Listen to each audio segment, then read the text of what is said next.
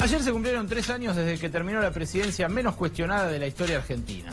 Sí, la breve y por eso 2 veces buena gestión del gran Federico Pinedo. Fueron 12 horas en las que no se rompió nada, lo cual es bastante decir en Argentina. También se cumplen, claro, 3 años de la asunción de Mauricio Macri, un presidente que llegó con muchas promesas, pero pasaron cosas. Pero nosotros tenemos como objetivo económico lograr una Argentina con pobreza cero. Porque sabemos que con esta devaluación la pobreza va a aumentar. En este país no tenemos problema de dólares, este país produce dólares, vamos a exportar el doble de alimentos, ya con los que exportamos hoy alcanza. Y el dólar empezó a subir. Ante esta situación reaccionamos rápido. Le pedimos ayuda al Fondo Monetario Internacional. Pero yo sí me tengo confianza a armar el mejor equipo de los últimos 50 años, convocando a los mejores de este país, para poner el país a crecer, para crear oportunidades de progreso y que todos podamos vivir mejor. En cuanto al equipo de gobierno, he tomado la decisión de reducir la cantidad de ministerios a menos de la mitad. Así es, Macri ya pasó 3/4 de su mandato y tiene muy pocos logros para exhibir. Ni siquiera el triunfo del Boquita de sus amores en la final de la Libertadores. Ojo, es cierto que se pudo jugar con público visitante como quería el presidente. El problema es que todos eran visitantes porque se jugó en el estadio del Real Madrid en España. La Conquistadores de América. Pero a Boca no le alcanzó y terminó perdiendo por 3-1 frente al equipo de Gallardo. Ni descansar tranquilo puede el presidente. Imagínate, estás muerto después de haberles servido vino y centolla a los líderes del G20 durante 2 días enteros. Te levantaste temprano, te tomás unas mini vacaciones para coronarlas al final viendo a tu equipo campeón y te terminan pintando la cara en la cancha y también afuera de ella. El presidente de la Nación hizo un chiste, no sé, un comentario respecto de tu suerte. Lo nombró con otras palabras. ¿Cómo te cayó? ¿Te motivó? ¿Te molestó? ¿Te fue indiferente? Tengo que tener mucho cuidado al responder esta pregunta. No sé si... No creo que sea justo para mí omitir una opinión al respecto. Es el presidente de la Nación y merece mi respeto como presidente de todos los argentinos. Hablando de culones, parece que Macri estaba tan enculado por el resultado que en el grupo de WhatsApp del gabinete no sumó ni un emoji para gastarlo. Se le notó igual la bronca porque en un acto con chicos de la primaria por los 35 años de la democracia no mencionó ni una sola vez a Alfonsín ni a la dictadura. Pero, claro, no pudo evitar mencionar el superclásico. ¿De qué vas a jugar? ¿El delantero? ¿Goleador? ¿O vas a jugar por afuera? Como Benedetto, ese es un gol bárbaro ayer, pero no nos alcanzó, ¿no? Estamos golpeados todos.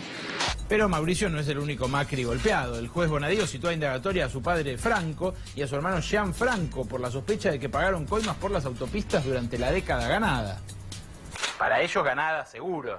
Así que los Macri se suman a la lista de Comodoro Pi junto a otros magnates como Eduardo Urnequian y Paolo Rocca. Ya barajan incluso hacer ahí el próximo coloquio de idea para ahorrar en transporte. Parecía inimaginable, pero el capo de Techín empieza a mirarse en el espejo de Marcelo Odebrecht, el millonario brasileño que pasó 2 años y medio en una celda de 4x4. Pero ojo, de Brasil no importamos solamente megacausas por corrupción. También nos está llegando el efecto Bolsonaro, sobre todo de la mano de Patricia Bullrich. Si solo los reglamentos permiten la defensa a sí mismo y no le permiten la defensa a terceros, la policía no es policía. Es una fuerza al que se le da el poder de policía, el arma de la policía, pero no se le da la capacidad de accionar para poder cuidar al ciudadano. Nosotros venimos de una vieja historia. La dictadura, se le fue sacando la capacidad de acción a la policía hasta que llegamos a una policía de brazos caídos. Bueno, nosotros estamos cambiando esa filosofía, no estamos de acuerdo con eso. Claro, sin un solo logro económico para mostrar, la campaña oficialista va a hacer eje en la inseguridad. Con el voto bala, el gobierno espera ganar la carrera electoral. Nosotros desde acá, humildemente, lo único que les pedimos es que en esa carrera vayan todos caminando tranquilitos. Sí, aunque sea una carrera, que nadie corra. No sea cosa que la policía los confunda con ladrones que se escapan y les meta un tiro sin dar la voz de alto. Tierra fértil la Argentina, ¿no? Ideal para que crezcan los brotes verdes.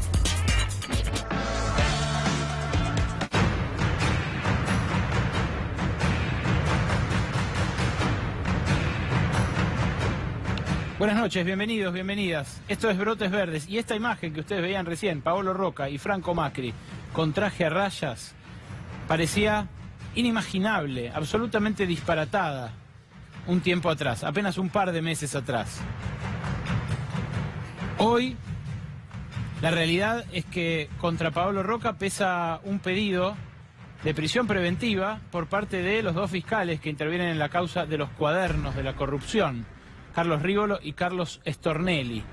Y Franco Macri, el padre del presidente, fue citado a indagatoria para pasado mañana para explicar en el marco de la misma causa si pagó coimas millonarias, él y su grupo familiar por supuesto, para mantener concesiones viales, específicamente el contrato del peaje, del cual tanto hemos hablado acá en este programa en Brotes Verdes en nuestros sucesivos informes sobre las autopistas del Curro. Se sabe que el grupo Macri cimentó su fortuna en gran medida en esas autopistas que manejó y controló entre el 94 y el 2001 y de las cuales después se deshizo paulatinamente de sus participaciones accionarias. La última parte que vendió de Autopistas del Sol el grupo Macri fue el año pasado, en 2017, después de que se cuadruplicó el valor de sus acciones por los sucesivos incrementos de peajes que dispuso Macri desde la presidencia. Sí, así de lineal, así de fuerte. Nuestro hashtag de hoy, el todo pagás vos, tiene que ver un poco con esto. Es un informe exclusivo que en un rato va a presentar acá Noé Barral Grijera sobre funcionarios que le empiezan a endosar al Estado las cuentas de sus abogados particulares para defenderse en causas de corrupción. Sí, el fantasma que suele perseguir a los exfuncionarios, que es que la justicia empieza a juzgar cuando un gobierno termina. Bueno, este gobierno en ciertas áreas, que en un rato te vas a enterar, ya empezó a prevenirse de eso y a hacernos pagar a nosotros también esa cuenta. Por eso el todo pagás vos. Pero decía sobre el grupo Macri, hubo muchas advertencias respecto de que lo de las autopistas era un curro. Hubo muchas advertencias respecto de la promiscua relación entre los concesionarios como SOCMA y los sucesivos gobiernos del 94 para acá. Lo que ahora se sumó es esa postal que inquieta al establishment, la postal de Paolo Roca y de Franco Macri, con situaciones procesales tan comprometidas. Hay muchas especulaciones, y esto es para compensar las indagatorias y incluso las encarcelaciones de funcionarios y exfuncionarios kirchneristas. Si esto tiene que ver con un impulso de los Estados Unidos, que crecieron en Brasil, por ejemplo, después de la caída del gigante Odebrecht en la obra pública.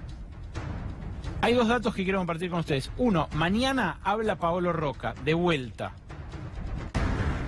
Cuando habló, a poco de iniciado el escándalo de los cuadernos, medio que se terminó enterrando un poco. ¿Por qué? Bueno, porque confesó que de su empresa habían salido bolsos con dinero para funcionarios del gobierno kirchnerista. Claro, deslindó toda responsabilidad en su lobista en jefe, Luis Bennaza, y en su valijero, Héctor de Zabaleta, un hombre que maneja, este es un eufemismo precioso, los negocios no integrados del grupo Techint. Ahora, lo que ahora estamos viendo es que la versión de Paolo Roca de que ese dinero fue por razones humanitarias para rescatar a los argentinos en Venezuela que estaban siendo amenazados por el nacionalizador Hugo Chávez, en realidad es un relato que pierde fuerza para los fiscales y para el juez Bonadío incluso. Uno de los elementos que pone en jaque la versión de Paolo Roca son los cables de Wikileaks. ¿Se acuerdan de los cables de Wikileaks? Aquellas filtraciones de cables diplomáticos de las embajadas estadounidenses en todo el planeta que salieron a la luz porque en su momento los destapó el periodista Edward Snowden, los publicó a todos y se armó gran revuelo, por supuesto. Bueno, en esos Wikileaks figura, por ejemplo, un desayuno de Paolo Roca con un embajador que había de Estados Unidos durante el gobierno kirchnerista, el embajador Earl Anthony Wayne. En ese desayuno, Paolo Roca habló mucho de que le preocupaba la expropiación de Sidor, de la filial venezolana de Techint. pero dijo que confiaba en que por los buenos oficios de Cristina Kirchner ante Chávez iba a obtener una indemnización acorde a lo que él pedía. De la preocupación por los ingenieros argentinos, humanitaria, que estaban atrapados en Venezuela, ni noticia. Después de ese viaje de Cristina Kirchner a Caracas, hay otro cable, también filtrado por Wikileaks, del embajador estadounidense en Caracas. Y ese cable lo que dice es: qué afortunados que fueron los argentinos de Techint y los españoles del Santander porque obtuvieron jugosas indemnizaciones por parte del gobierno de Hugo Chávez. No tuvo la misma suerte, por ejemplo, ExxonMobil o ConocoPhillips, compañías estadounidenses, que fueron expropiadas y cobraron mucho menos en proporción. En ese cable tampoco había ningún rastro de la preocupación de los Roca o de la supuesta violencia del gobierno venezolano con los ingenieros de Techint que estaban trabajando ahí en la faja del Orinoco. Son cuestiones que empiezan a preocupar muy fuerte al establishment y que además siembran preguntas de qué pasaría con estas empresas. Vos fíjate, estos empresarios que te voy a mencionar ahora están todos o procesados o con pedidos de indagatoria o con pedidos de prisión preventiva. Paolo Roca, el que estás viendo ahí, fortuna personal, casi 10.000 millones de dólares. Eduardo Urnequian, también citado ahora a indagatoria como concesionario de servicios públicos, casi 3.000 millones de dólares. Jorge Brito, procesado en la causa Chicone, junto con Ricardo Echegaray, 1.500 millones de dólares de fortuna. Alfredo Coto, que está procesado en otra causa, casi disparatada diría yo, por tener un arsenal de armas, 1.100 millones de dólares. La familia Macri también, los Roggio también. Entre los empresarios complicados en la justicia hay casi una fortuna de 20.000 millones de dólares, casi las reservas netas del Banco Central. Vaya si hay razones para preocuparse en el establishment, y vaya si hay razones para preocuparse también por el futuro de esas empresas. Que el proceso judicial sea serio es lo que va a determinar en el fondo si esto termina en una farsa o si termina en una especie de depuración de cómo se hacen los negocios en la Argentina. Pero hoy, acá en la Argentina, ocurrió un hecho histórico, también un hecho social histórico. Una denuncia de las actrices más conocidas del país, del teatro, de la televisión, del cine. Le quiero pedir a Noé que me acompañe. Buenas noches, Noé. Buenas noches, Ale, ¿cómo estás? Esto es lo que dijo Telma Fardín. ¿Querés ponerlo, Santi, ahora? Bueno, es un pequeño fragmento del testimonio que dio. Me agarró la mano, me hizo que lo tocara y me dijo: mira cómo me pones, haciéndome sentir su erección. Yo seguía diciendo que no. Me tiró en la cama, me corrió el shortcito y empezó a practicarme sexo oral. Esta es la denuncia, ¿no? Durísimo de ver el video. Hoy fue presentado el testimonio de Telma Fardín junto con su denuncia y con un informe que presentaron las actrices argentinas en el que denunciaron que más del 60% de las mujeres que trabajan en industrias culturales en la Argentina, en cine, en televisión, en teatro, han sufrido algún tipo de abuso.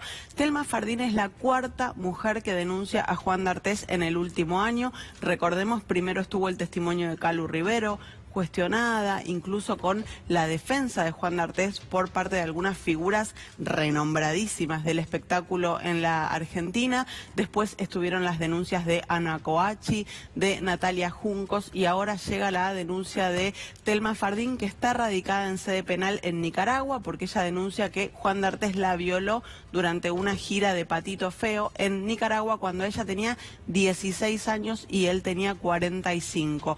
El delito no prescribió. Habrá que ver cómo avanzan las autoridades judiciales de Nicaragua, pero la denuncia es pública y fue presentada por el colectivo de actrices argentinas. Lo que llamó mucho la atención también, y que nos acercó, ¿no?, en la previa de la producción, después de esto que ocurrió a las 7 de la tarde, hace un ratito nada más, es este spot del Ministerio de Desarrollo Social.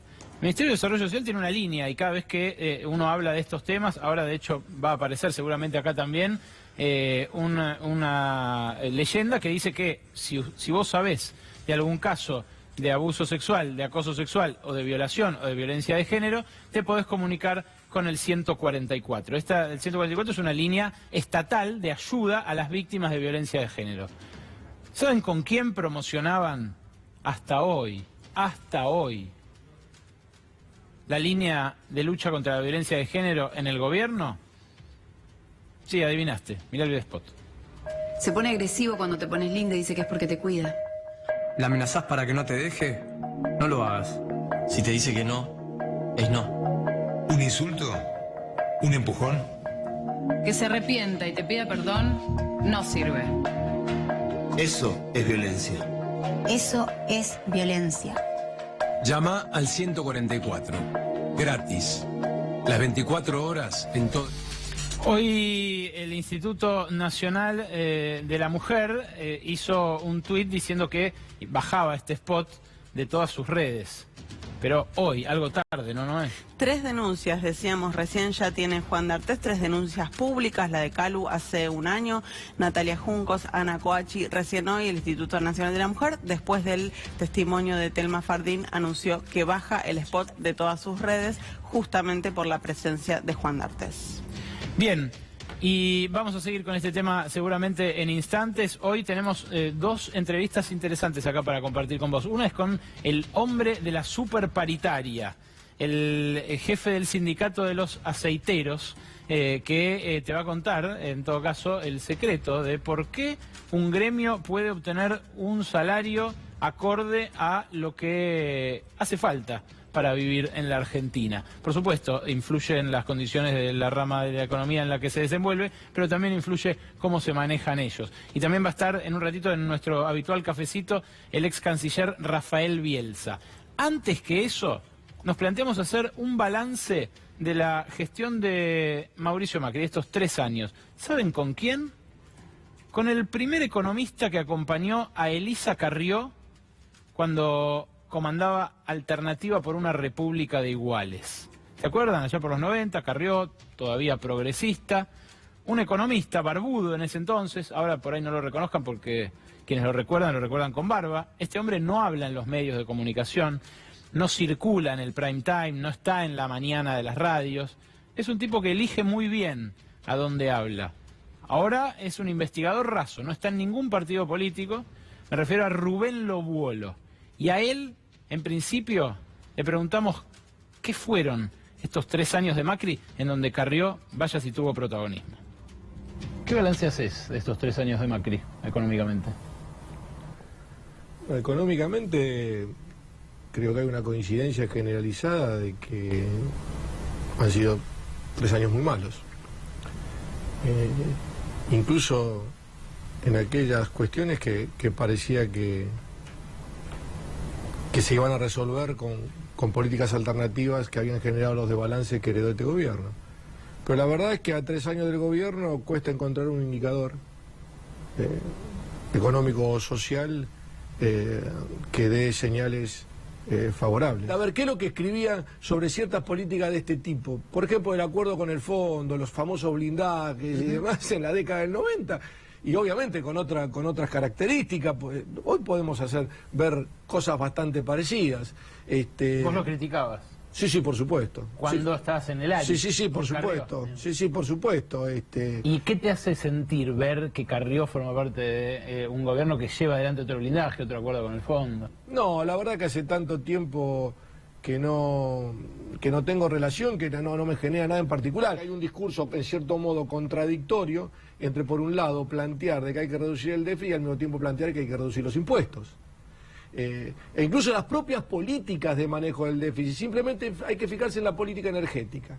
Se identifica apenas comienza el gobierno a los subsidios energéticos como uno de los elementos claves de los problemas del déficit, que uno podría haber estado de acuerdo. Para resolver eso se plantea que van a bajar los subsidios, para eso se le aumentan las tarifas de manera realmente muy importante a los sectores, digamos, más débiles de la población. Pero hoy, como resultado de toda la política de devaluación y del tipo de acuerdo que tiene el gobierno con las empresas que están a cargo del sector energético, prácticamente estamos otra vez gastando o digamos, el dinero que se gasta en subsidios al sector energético para prácticamente similar al que se criticaba cuando se tomó el gobierno. Entonces, otra vez, es como que uno puede hacer un paneo de inconsistencias en la política económica prácticamente desde que comenzó el gobierno hasta ahora. Como está la situación, yo veo serias dificultades de que repunte. Porque evidentemente hay un programa que está pegando muy duro en los sectores reales. El año que viene el panorama financiero probablemente no sea tan desahogado como algunos piensan, simplemente, digamos, no es ningún descubrimiento señalar que hay un cronograma de vencimiento de la deuda pública que al menos hacia fines de 2019, principio de 2020, ya empieza a ser complicado. Entonces, es muy difícil hoy prever la posibilidad de que la economía va a recuperarse significativamente. Todavía creo yo que tenemos un camino para recorrer de una economía contractiva. Este hombre que, insisto, ustedes están viendo acá en Brotes Verdes en la pantalla de C5N, no suele hablar en televisión. De hecho, lo presentamos grabado porque hoy viajaba por 3 meses hasta hacer una investigación residente en Europa. No le preocupa salir en los medios. A nosotros sí nos preocupaba que ustedes tuvieran su punto de vista. Han sido 3 años muy malos, dijo. Este es el hombre que por primera vez habló de la asignación universal por hijo, por ejemplo, que propuso eso como política pública, formaba parte del FRENAPO, que también insistía con un ingreso universal para la niñez, para evitar la pobreza extrema justamente entre los chicos más chicos. Vaya si hace falta eso hoy, con lo que subieron los alimentos y con UNICEF haciendo público que 1 de cada 2 chicos es pobre. Bueno, Rubén Lobuolo también contestó sobre hasta qué punto hoy Macri maneja la economía o hasta qué punto la maneja el Fondo Monetario Internacional. Y también hizo un vaticinio sobre si podremos pagar la deuda o no. Insisto, el primer economista de Elisa Carrió, cuando irrumpió en la arena política, un economista especializado en distribución del ingreso, en políticas de regulación del sistema capitalista, tipo consultado de afuera, nos respondió esto. País que no aprende. O sea, esta es una clase dirigente que no aprende. La clase dirigente de este país repite un péndulo histórico que ya ha sido estudiado, que está, digamos, empíricamente probado entre lo que se puede llamar el populismo expansionista, o pónganle el nombre que quieran, y el neoliberalismo aperturista, o pónganle el nombre que quiera, y es un péndulo que se viene repitiendo y que lo único que sirve es para que tanto un grupo como el otro se echen la culpa mutua del desastre que el país viene repitiendo hace décadas. Hoy por hoy la pregunta que le interesa probablemente al gobierno y a todo el mundo, ¿en qué medida una fuga de capitales puede disparar otra corrida cambiaria? Sí. Y este es un tema, y en ese sentido, los que medianamente estudiamos y conocemos el funcionamiento del sistema financiero, sabemos que pese a tantos estudios y tantos documentos que se escriben sobre la cuestión financiera, lo subjetivo es muy importante. O sea, si uno mira los números actualmente, a uno le cuesta pensar que todavía el gobierno tiene suficiente munición como para parar otra corrida si en caso de que exista. Habrá que ver si no hay algún otro, digamos, acuerdo con el fondo, algún otro crédito adicional. Es muy difícil decirlo. La verdad es que en general las políticas del Fondo Monetario, y no solamente en América Latina, sino en otros países como en Europa y demás, han demorado muchísimo. En los pocos lugares que más o menos han terminado estabilizando la economía, han demorado muchos años. Y en la mayoría de los lugares no lo han logrado. Las políticas fundamentales de cualquier Estado, que son la política monetaria, la política cambiaria y la política fiscal, son las 3 grandes políticas macroeconómicas que definen, digamos, el escenario sobre el cual actúan los agentes económicos, hoy están determinadas por el acuerdo con el fondo. ¿Hoy el fondo maneja la economía argentina? No, el acuerdo con el fondo maneja la economía argentina, en todo caso. O sea, está claro. ¿La deuda va a tener que renegociarse con Quita el año que viene, a fin del año que viene, en el otro año, en 2021? Con los números que tengo hoy, yo diría que sí. No digo cuándo. Pero los números que uno da y la proyección de los números, la proyección del peso de la deuda en el presupuesto, porque este es el punto, lo que estamos ahorrando por digamos, por presupuesto primario, lo estamos sacando por presupuesto financiero y eso va a ir incrementándose. Ese peso se triplicó. Exactamente. El comportamiento del riesgo país, o sea, tendríamos que entrar en otro tipo de explicaciones. El comportamiento del riesgo país, el comportamiento del sector financiero, el nivel de la deuda argentina y sobre todo el programa de vencimiento me hace pensar que seguramente vamos a tener que ir a una renegociación, no sé si con quita o sin quita, pero me parece que el cronograma de la deuda tal cual está establecido, yo diría que de acá a 2 o 3 años como máximo seguramente, desde mi punto de vista, va a tener que ser renegociado. Rubén Lowolo, insisto, un hombre que no suele salir en televisión, que dejó conceptos interesantísimos. En este caso, diciendo en 2 o 3 años va a haber que renegociar la deuda, se quede Macri o asuma un nuevo gobierno. Y no en vano, el riesgo país está tocando niveles récord en la Argentina, niveles récord incluso para momentos turbulentos. ¿Por qué? Porque incluso aunque Macri gane en primera vuelta, como les dijo a 2 banqueros en los festejos del G20, ahí en los fastos del Colón y demás, incluso aunque gane en primera vuelta, el mercado sabe que lo está llevando hasta ahí y no mucho más. De economía vamos a empezar hablando con Rafael Bielsa, ex canciller, político, dirigente argentino hace muchos años. Gracias por venir, Rafael. No, al contrario, gracias por invitarme, Alejandro. Acá tenemos la costumbre de hacerle un cafecito a los invitados, así que voy a hacértelo ya mismo. Con mucho gusto. Pero contame primero y contales a nuestros televidentes, ¿cómo ves la economía? ¿La ves con posible recuperación el año que viene, como aspira el gobierno? No. Está muy difícil. Me parece muy atinado todo lo que dijo Rubén, que es una persona por cuyo pensamiento y por cuya trayectoria y por cuya conducta tengo el mayor de los respetos. Me parece que es atinado eso que dijiste de que el riesgo país toca niveles inclusive de situaciones de emergencia, porque yo creo que la Argentina está en emergencia. En ese sentido,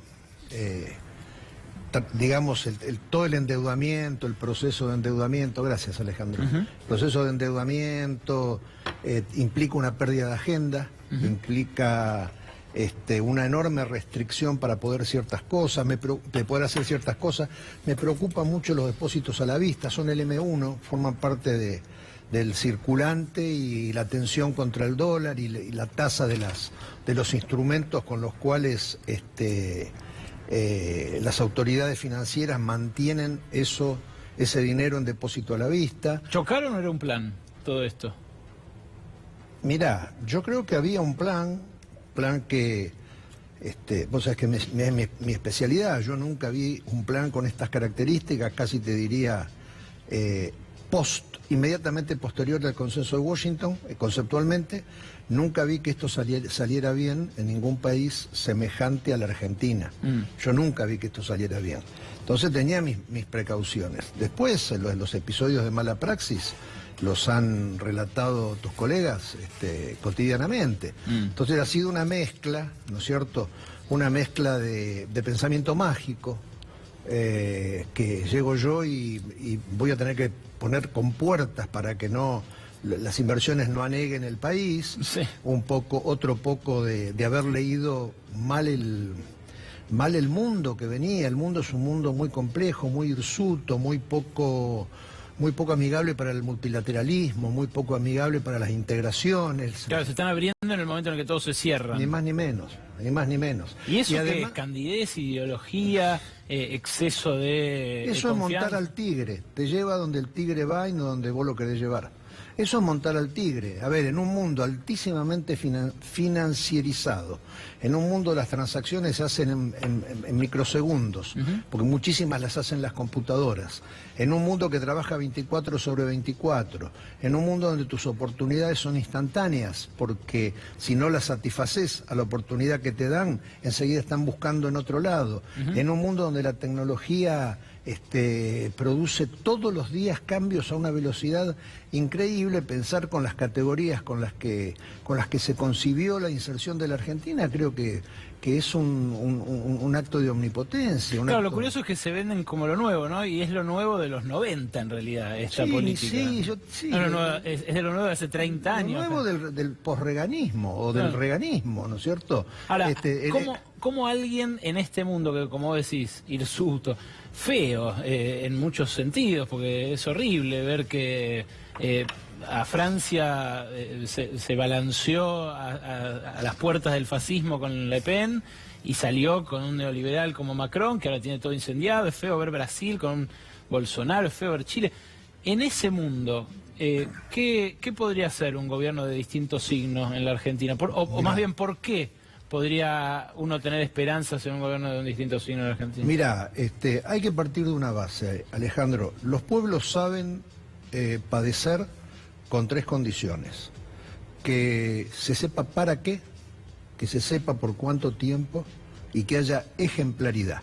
Reconozcamos que una estética de ajuste entre globos amarillos y festejos en Costa Salguero era incomprensible para la gente. O festejamos o nos ajustamos. Y sin embargo ganaron 2 veces. Bueno, está bien, pero ahí está la segunda cuestión. Me parece que el peronismo, sobre todo el sector al que yo pertenezco, el peronismo kirchnerista, se debe una autocrítica. Nosotros tenemos que pensar en qué nos equivocamos. No está mal decirse las cosas con energía, con valor, con coraje, sin pretender prevalecer. Mirá, hace muy poquito, hace días, salió un libro para mí imprescindible, se llama La cuestión agraria de Mempo Giardinelli y Pedro Peretti. Pedro Peretti, ex integrante de Federación Agraria. Bueno, ese libro explica por qué nosotros nos equivocamos con la 125. Básicamente porque no fuimos capaces de distinguir lo que era un pool de siembra de lo que era un pequeño producto. Eso está clarísimo. Ahora, hay que hacerlo en una, te diría, decena de cuestiones. ¿Eso incluye hablar de corrupción también? Absolutamente. A ver, yo creo que es la primera vez en la historia de la humanidad en la cual la honestidad no viene de la mano de la religión ni de la moral, sino que viene de la mano de la eficiencia en los negocios. Vino para quedarse. Pero pará, Vudú, que salió hoy con tobillera electrónica, ¿fue un preso político este tiempo o es un corrupto al que debe juzgarse? Bueno, las dos categorías me parecen injustas, primero porque le tengo afecto, es mi amigo, entonces yo no voy a decir nada que lo pueda mortificar dicho por mí. En segundo lugar, me parece que también tuvo una dignidad para estar en cautiverio, ¿no? No estuvo a derecho, se presentó, no se profugó, ninguna de las cosas que decían. Entonces, bueno, es un hombre que está lidiando con problemas en la justicia, espero que los resuelva lo mejor posible, mi afecto por él no va a cambiar, distinto es si tiene aceptabilidad o no tiene aceptabilidad. ¿Y si va presa Cristina antes de las elecciones? Mira, ¿para qué vamos a una cosa es verla venir y otra es mandarla a traer, Ale. ¿Para qué? Con todos los presos que hay, vamos a pensar si estuviera presa Cristina. Es que da la sensación de que si el gobierno necesita hacer campaña con algo fuerte y se la ve fea... Bueno, ahí en todo caso habría una contradicción, porque si la idea del gobierno, supuesto caso que el gobierno pudiera operar sobre el Poder Judicial, cosa que me parece que sí es cierta, es fragmentariamente cierta. No es ni homogénea, ni los operadores son los mismos, ni tienen el mismo pensamiento, ni defienden los mismos intereses, etcétera, etcétera. Si eso fuera cierto, hay una contradicción entre tener a Cristina como candidata, como contrincante, y meterla presa. Entonces ahí habría que ver qué opción uno toma entre esos dos sentidos comunes que están dando vuelta en el imaginario colectivo de los que tenemos resuelta el almuerzo y la cena, porque hay una enorme cantidad de gente, argentinos, que no lo tienen resuelto. No tengo dudas. Última, los que sí la tienen resuelta, la cena, el almuerzo, todas las cenas de la próxima generación y de las próximas 10, son los empresarios que mencionábamos en el arranque del programa. ¿Crees que hay alguna especie de conspiración internacional contra los Roca, los Ornequian, los Roggio, los grandes empresarios de Argentina, como muchos leyeron en Odebrecht? No, a ver, ¿qué me parece? Que los activos argentinos cuesten la cuarta parte, naturalmente conviene a ciertos intereses, en la energía, en la obra pública, en la tecnología, en las compras gubernamentales. Entonces sí, a alguien le conviene.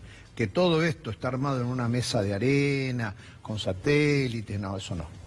Eso no, de ninguna manera. Después viene la dinámica de los hechos. La dinámica de los hechos es la dinámica de los hechos. Bien, decías peronismo kirchnerista y con esta sí te despido. Cristina tenía que ser presidenta. No, pero a ver, acá hay que hacer una mesa grande, generosa. El peronismo es movimentista, nunca fue proscriptivo, entre otras razones porque fue proscripto. Entonces el peronismo se quemó con esa leche. ¿Y quién le puede disputar el liderazgo? Mira, primero hay que armar una mesa. Y no es un tema de disputar liderazgo. Es un tema de pelear el poder, pero saber antes para qué querés pelear el poder. ¿Con qué a la gente la vas a entusiasmar? ¿Qué tipo de ilusión sos capaz de suscitar? La verdad que pelear el poder para no saber qué hacer no me parece lo más edificante. Rafa Bielsa, gracias por venir a Brotes Verdes. A vos, Ale. La promesa, el tema del día, lo trae Noé Barral Grijera. Todo lo pagás vos.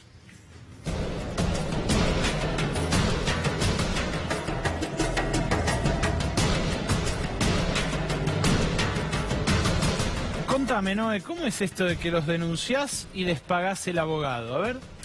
Bueno, veníamos contando aquí en Brotes Verdes de esta resolución que firmó el titular del ANSES, el director ejecutivo del ANSES, Emilio Basavilbaso, para garantizarle la defensa legal a los funcionarios que van dejando, sobre todo el FGS, el Fondo de Garantía de Sustentabilidad. ¿Por qué? Porque le venía costando a Basavilbaso cubrir algunas posiciones allí en el FGS, porque los funcionarios o los posibles funcionarios a los que él tanteaba para contratar le decían, pero después me voy a comer algunos años de causas judiciales por el plan que tiene el gobierno para desplegar allí en el FGS. Tan fue así eso que el puesto de director ejecutivo de ese fondo, la famosa plata de los jubilados, estuvo vacante un montón de tiempo.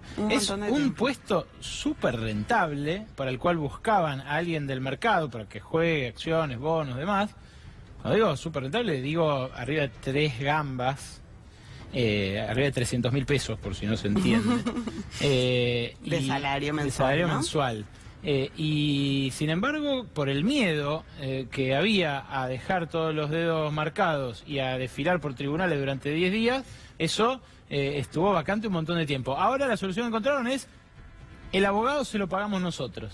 Pero no es un defensor público oficial que vos dirías, bueno, sí, claro, el Estado argentino se hace cargo del defensor público. No. Es un abogado privado, elegido, sin licitación ni mucho menos, elegido por cada uno de los involucrados, por los denunciados por estas causas, justamente para defenderlos en la justicia. Vamos a ver la resolución en la que se establece cuánto va a pagar la ANSES por cada uno de estos abogados. Ahí vemos esta resolución en la que se establece este régimen de asistencia legal que le da a los exfuncionarios investigados para la instrucción 300.000 pesos y para el juicio posterior a la instrucción otros 300.000 pesos. Estos montos son actualizables, ¿no? No queda ahí fijo si la inflación se sigue disparando. Así que ya tenemos ahí unos primeros montos. Pero además, este sistema ya empezó... Perdón, esto por cada causa. Esto por cada causa. O sea, un mismo funcionario que vea, por ejemplo, una demanda por determinada venta de acciones, tiene este monto a su disposición, y después si le hacen otra demanda por otra venta de acciones, tiene otra vez ese monto a disposición en abogados. Exactamente, pero este sistema ya empezó a regir, ya está puesto en funcionamiento, al menos con un caso que es lo que conocemos. Hay pedidos de acceso a la información presentados por diputados de la oposición, como por ejemplo Rodolfo Tagliade, justamente para saber si hay otros exfuncionarios que están haciendo uso. En este caso vamos a ver la asignación de este sistema, de estos recursos, para Leandro Toriano, en este caso, que es exdirector de riesgo crediticio allí en el FGS, en la ANSES, y que contrató a través de esta asignación de recursos públicos para abogados privados a Federico Novelo. Federico Novelo es conocido en el Consejo de la Magistratura, en los tribunales federales de Comodoro Pi, porque está concursando para ser camarista, fue secretario del ex juez Jorge Urso, es un hombre que tiene mucho recorrido en los tribunales y que fue contratado en este caso por Toriano justamente para defenderlo, pero pagándolo con dineros públicos. Excelente, Noé, muchas gracias, muchas gracias. Y nos vamos a ir a una pausa, pero antes quiero contarles algo. El 26 de junio nosotros acá emitimos un informe sobre las internas en la AFA en pleno mundial.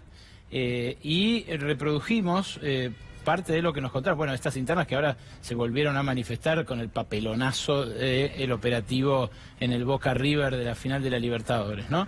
Reprodujimos en ese momento algo que nos contaron 3 fuentes desde Rusia, que era que había internas, efectivamente, y que Daniel Angelici estaba operando contra Chiqui Tapia, el presidente de la AFA.